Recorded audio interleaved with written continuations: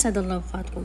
بالرغم إني اليوم كنت طفشانة، لكن بصراحة أبدعت في هذه الوصفة لذيذة وما تاخذ معكم وقت. في البداية لازم نسوي التجهيزات قبل لا نبدأ في الطبخ.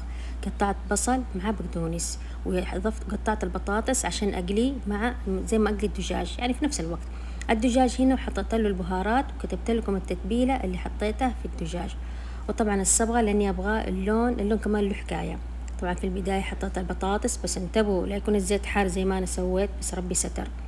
عشان قليته وبعدين حطيت في الصاج زبدة، وبعدين حطيت الدجاج طبعا قطعته شرايح طويلة في البداية من النص، بعدين شرايح طويلة، وعلى نار عالية إلين ما ينشف عندي الدجاج، ولازم إنه ما يكون فيه موية، وأقعد أقلب باستمرار ما أسيب الصاج. هنا الصوصات اللي عملتها كتبت لكم طبعا ايش نوعية الصوصات اللي حطيتها. الصوصات مرة طلعت خطيرة مع الوصفة هذه. بعد كده بعد ما استوى معي الدجاج وابغى هذا اللون حطيته على جنب. هنا عشان عندي تورتيلا شيء بسيط، حوالي 4 حبات، فحبيت اني اكثر الساندويتش. 4 حبات ما حتكفي، ولو سويت واحدة من التورتيلا حتوهق وما حد بياكل، يعني مو ما حد بياكل، ما حد بيشبع.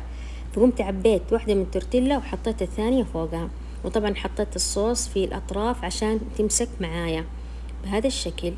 حطيت التورتيلا الأولى على الثانية، نفس الصاج اللي سويت فيه الدجاج راح استخدمه عشان الطعم.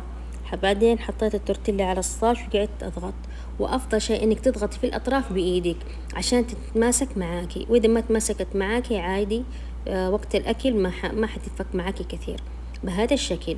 ولو حبيت تحطي دبس الرمان برضو تطلع معاكي مرة لذيذة.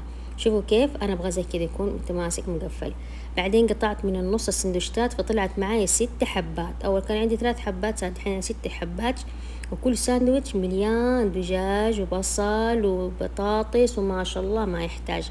باقي الدجاج حطيته في النص، والبطاطس حطيتها في النص، وطبعا ممكن تاكلها مع دبس الرمان وبألف عافية.